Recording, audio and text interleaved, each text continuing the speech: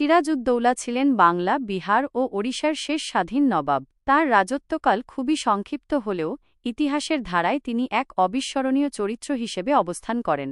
একজন যুবরাজের উত্থান ও পতন। আলীবর্দী খানের পোষ্যপুত্র সিরাজ তার নানা আলীবর্দী খানের কাছে বড় হয়েছিলেন।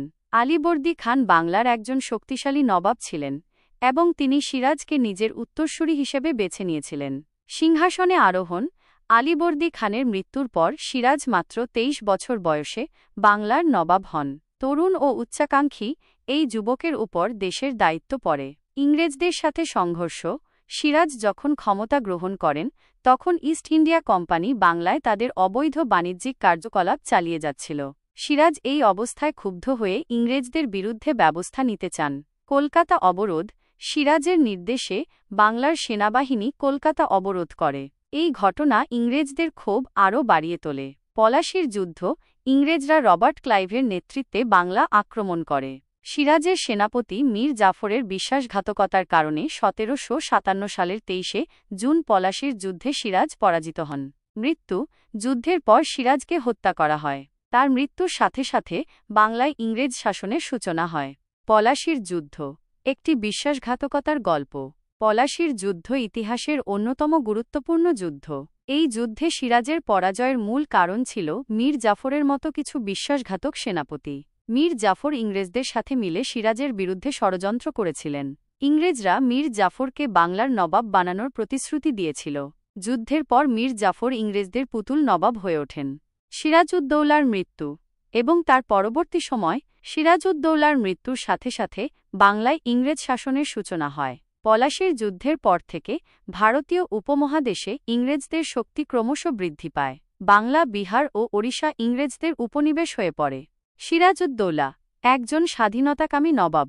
সিরাজউদ্দৌলা ছিলেন একজন স্বাধীনতাকামী নবাব। তিনি বাংলাকে বিদেশীদের হাত থেকে রক্ষা করতে চেয়েছিলেন, কিন্তু বিধির বিড়ম্বনা তিনি তা করতে পারেননি। তার মৃত্যু বাংলার ইতিহাসে এক অন্ধকার অধ্যায়ের সূচনা করে। পলাশীর যুদ্ধ বাংলার ইতিহাসের এক অন্ধকার অধ্যায়। পলাশীর যুদ্ধ বাংলার ইতিহাসের একটি অত্যন্ত গুরুত্বপূর্ণ ঘটনা। 1757 সালের 23 জুন বাংলার শেষ স্বাধীন নবাব সিরাজউদ্দৌলা এবং ব্রিটিশ ইস্ট ইন্ডিয়া কোম্পানির মধ্যে এই যুদ্ধ সংঘটিত হয়। এই যুদ্ধে সিরাজউদ্দৌলা পরাজিত হন এবং বাংলা ইংরেজদের উপনিবেশ হয়ে পড়ে। যুদ্ধের কারণ। ইস্ট ইন্ডিয়া কোম্পানির লোভ। ইস্ট ইন্ডিয়া কোম্পানি বাংলায় তাদের বাণিজ্যিক সাম্রাজ্য বিস্তার করতে চাইত। তারা নবাবের কাছে বেশি সুযোগ সুবিধা দাবি করত। সিরাজউদ্দৌলার স্বাধীনতাভাব। সিরাজউদ্দৌলা একজন স্বাধীনতাকামী নবাব ছিলেন। তিনি ইংরেজদের অবৈধ কার্যকলাপ বন্ধ করতে চাইতেন। মীর জাফরের বিশ্বাসঘাতকতা। সিরাজউদ্দৌলার সেনাপতি মীর জাফর ইংরেজদের সাথে মিলে ষড়যন্ত্র করেছিলেন। তিনি ইংরেজদের প্রতিশ্রুতি পেয়ে সিরাজের বিরুদ্ধে যুদ্ধ করেন। যুদ্ধের বিবরণ। সেনাবাহিনীর অসামঞ্জস্য। সিরাজউদ্দৌলার সেনাবাহিনী সংখ্যায় অনেক বেশি ছিল, কিন্তু সেনাপতিদের মধ্যে একতা ছিল না। মীর জাফরের বিশ্বাসঘাতকতার কারণে সেনাবাহিনী বিভক্ত হয়ে পড়ে। ইংরেজদের কৌশল। ইংরেজরা কৌশলগতভাবে যুদ্ধে অংশগ্রহণ করে। তারা সিরাজউদ্দৌলার সেনাবাহিনীকে আকস্মিকভাবে আক্রমণ করে। সিরাজউদ্দৌলার পরাজয়, সেনাবাহিনীর বিভক্ততা এবং ইংরেজদের কৌশলের কারণে সিরাজউদ্দৌলা যুদ্ধে পরাজিত হন। বাংলায় ইংরেজ শাসন। পলাশীর যুদ্ধের পর বাংলা ইংরেজদের উপনিবেশ হয়ে পড়ে। মীর জাফরকে ইংরেজরা বাংলার নবাব বানায়, কিন্তু তিনি ইংরেজদের পুতুল নবাব হয়ে থাকেন। বাংলার অর্থনীতির পতন। ইংরেজরা বাংলার সম্পদ লুট করে নিয়ে যায়, ফলে বাংলার অর্থনীতির পতন ঘটে। ভারতীয় ইতিহাসে একটি মাইল ফলক। এই যুদ্ধ ভারতীয় ইতিহাসে একটি মাইল ফলক। এই যুদ্ধের পর থেকে ভারতীয় উপমহাদেশে ইংরেজ শাসনের সূচনা হয়। পলাশীর যুদ্ধের ফলে বাংলা প্রায় 200 বছর ধরে ইংরেজদের শাসনে ছিল। মীর জাফরের বিশ্বাসঘাতকতা ইতিহাসে একটি কলঙ্কিত অধ্যায় হিসেবে বিবেচিত হয়। পলাশীর যুদ্ধ বাংলার ইতিহাসের একটি অন্ধকার অধ্যায়। এই যুদ্ধের ফলে বাংলা তার স্বাধীনতা হারায় এবং দীর্ঘদিন পর্যন্ত ইংরেজদের শোষণ সহ্য করতে বাধ্য হয়। পলাশীর যুদ্ধের পর থেকে বাংলায় প্রায় 200 বছর ধরে ইংরেজ শাসন চলে।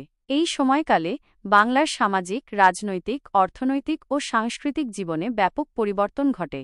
আসুন বিস্তারিতভাবে দেখি ইংরেজ শাসনের প্রভাবগুলি। অর্থনীতি। কৃষি। ইংরেজরা বাংলায় জমিদারি ব্যবস্থা চালু করে, যার ফলে কৃষকরা ব্যাপকভাবে শোষিত হয়। নতুন ফসল চাষের উৎসাহ দেওয়া হয়, কিন্তু কৃষকদের উপর করের চাপ বাড়ে। শিল্প, হস্তশিল্পের পতন ঘটে এবং ইংরেজরা বাংলাকে তাদের কাঁচামালের উৎস হিসেবে ব্যবহার করে। বাণিজ্য, ইংরেজরা বাংলার বাণিজ্য একচেটিয়াভাবে নিজেদের হাতে নেয়। দারিদ্র্য, ইংরেজ শাসনের ফলে বাংলার অর্থনীতি দুর্বল হয়ে পড়ে এবং দারিদ্র্য বৃদ্ধি পায়। সামাজিক জীবন, জাতিবাদ, ইংরেজরা ভারতীয় সমাজের জাতিবাদকে আরও প্রবল করে তোলে। শিক্ষা, ইংরেজরা শিক্ষা ব্যবস্থা চালু করে, কিন্তু তা মূলত ইংরেজদের প্রয়োজনে গড়ে ওঠে। সামাজিক সংস্কার, রামমোহন রায়ের মতো সংস্কারকরা ইংরেজ শিক্ষার প্রভাবে সামাজিক সংস্কারের চেষ্টা করেন। রাজনৈতিক জীবন, কেন্দ্রীয় শাসন, বাংলা ইংরেজদের কেন্দ্রীয় শাসনের অধীনে চলে আসে। স্বশাসনের দাবি, ভারতীয়রা স্বশাসনের দাবি তুলতে শুরু করে। জাতীয়তাবাদ, ইংরেজ শাসনের বিরুদ্ধে জাতীয়তাবাদী আন্দোলন শুরু হয়। সাংস্কৃতিক জীবন, পশ্চিমা সংস্কৃতির প্রভাব, ইংরেজ শাসনের ফলে বাংলায় পশ্চিমা সংস্কৃতির প্রভাব বাড়ে। সাহিত্য ও সংস্কৃতি, বাংলা সাহিত্য ও সংস্কৃতির নতুন উচ্চতায় পৌঁছায়। ইংরেজ শাসন বাংলায় ব্যাপক পরিবর্তন এনেছিল। একদিকে যেমন শিক্ষা, সামাজিক সংস্কারের সূচনা হয়, অন্যদিকে অর্থনীতি দুর্বল হয়, দারিদ্র্য বৃদ্ধি পায় এবং জাতিবাদ প্রবল হয়। ইংরেজ শাসনের ফলে বাংলায় জাতীয়তাবাদী আন্দোলন শুরু হয়, যা পরবর্তীতে ভারতের স্বাধীনতা সংগ্রামের পথ প্রশস্ত করে। মীর জাফর কে ছিলেন? আলীবর্দী খানের একজন বিশ্বস্ত সেনাপতি ছিলেন। সিরাজউদ্দৌলার শাসনামলেও তিনি একজন প্রভাবশালী ব্যক্তি ছিলেন। ইংরেজদের সাথে গোপন সম্পর্ক ছিল। বিশ্বাসঘাতকতা, মীর জাফর ইংরেজদের সাথে ষড়যন্ত্র করে সিরাজউদ্দৌলার বিরুদ্ধে যুদ্ধ করেন।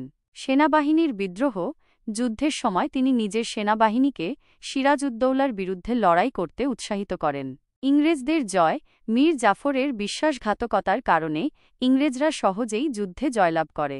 মীর জাফরের পরবর্তী জীবন, ইংরেজদের পুতুল নবাব, যুদ্ধের পর মীর জাফরকে ইংরেজরা বাংলার নবাব বানায়, কিন্তু তিনি ইংরেজদের পুতুল নবাব হয়ে থাকেন। তিনি খুব কম সময়ের জন্য বাংলা শাসন করেন এবং জনগণের কাছে অল্প সময়েই অপ্রিয় হয়ে পড়েন। বাংলায় ইংরেজ শাসন, মীর জাফরের বিশ্বাসঘাতকতার কারণে বাংলা ইংরেজদের উপনিবেশ হয়ে পড়ে। বাংলার অর্থনীতি দুর্বল হয়ে পড়ে এবং দারিদ্র্য বৃদ্ধি পায়। মীর জাফরের কলঙ্কিত ইতিহাস, মীর জাফর ইতিহাসে বিশ্বাসঘাতক হিসেবে পরিচিত হয়ে থাকেন। মীর জাফর পলাশীর যুদ্ধে একজন গুরুত্বপূর্ণ ভূমিকা পালন করেছিলেন। তিনি সিরাজউদ্দৌলার বিশ্বাসঘাতকতা করে ইংরেজদের জয়লাভে সাহায্য করেছিলেন। তার এই কাজের ফলে বাংলা ইংরেজদের উপনিবেশ হয়ে পড়ে এবং বাংলার ইতিহাসে একটি অন্ধকার অধ্যায়ের সূচনা হয়। বাংলার শেষ স্বাধীন নবাব সিরাজউদ্দৌলার জীবন যেমন সংক্ষিপ্ত ছিল, তেমনি তার নির্মিত প্রাসাদগুলিও কালের গর্ভে হারিয়ে গেছে। তার সবচেয়ে বিখ্যাত প্রাসাদগুলির মধ্যে একটি ছিল হীরাঝিল প্রাসাদ। হীরাঝিল প্রাসাদ এক স্বপ্নের ধ্বংসাবশেষ। মুর্শিদাবাদের ভাগীরথীর তীরে অবস্থিত এই প্রাসাদটি ছিল নবাব সিরাজউদ্দৌলার গর্ব। প্রাসাদের নামকরণ করা হয়েছিল এর পাশের একটি ঝিলের নামানুসারে। প্রাসাদটির সৌন্দর্য ছিল অপরূপ। দিনের বেলা ও জ্যোৎস্না রাতে ঝিলের জলে প্রাসাদের প্রতিবিম্ব প্রতিফলিত হয়ে এক অপরূপ সৌন্দর্য বিস্তার লাভ করত। কেন হারিয়ে গেল এই প্রাসাদ? পলাশীর যুদ্ধ। পলাশীর যুদ্ধে পরাজয়ের পর সিরাজউদ্দৌলাকে হত্যা করা হয় এবং ইংরেজরা বাংলার শাসনভার গ্রহণ করে। ইংরেজরা বাংলার সম্পদ লুট করে নিয়ে যাওয়ার পাশাপাশি সিরাজউদ্দৌলার প্রাসাদগুলিকেও ধ্বংস করে দেয়। কালের বিবর্তন, সময়ের বিবর্তনের সাথে সাথে প্রাসাদের অবস্থা আরও খারাপ হয়ে পড়ে এবং একসময় তা সম্পূর্ণ ধ্বংসস্তূপে পরিণত হয়। ভাগীরথী নদীর ভাঙনের কারণে প্রাসাদের অনেক অংশ নদীতে বিলীন হয়ে যায়। হীরাঝিল প্রাসাদ শুধুমাত্র একটি ভবন ছিল না, এটি ছিল বাংলার ইতিহাসের একটি গুরুত্বপূর্ণ অংশ। এই প্রাসাদের ধ্বংসাবশেষ আজও আমাদের মনে করিয়ে দেয় বাংলার শেষ স্বাধীন নবাবের গল্প। আজকের দিনে একটি প্রশ্ন, আপনি কি মনে করেন এই ধরনের ঐতিহাসিক স্থাপনাকে সংরক্ষণ করা কেন গুরুত্বপূর্ণ? আপনি যদি মুর্শিদাবাদ ভ্রমণ করেন, তাহলে হীরাঝিল প্রাসাদের ধ্বংসাবশেষ খুঁজে দেখার চেষ্টা করতে পারেন। হয়তো আপনি কোনো অপ্রত্যাশিত আবিষ্কার করবেন। হীরাঝিল প্রাসাদ ছাড়াও সিরাজউদ্দৌলার আরও অনেক প্রাসাদ ছিল, যেমন মতিঝিল প্রাসাদ। এই প্রাসাদটি মতিঝিলে অবস্থিত ছিল। মনসুরগঞ্জ প্রাসাদ। হীরাঝিল প্রাসাদকেই মনসুরগঞ্জ প্রাসাদও বলা হতো। এই প্রাসাদগুলির বেশিরভাগই আজ আর নেই। কালের গর্ভে হারিয়ে যাওয়া এই প্রাসাদগুলি আমাদের ইতিহাসের একটি গুরুত্বপূর্ণ অংশ।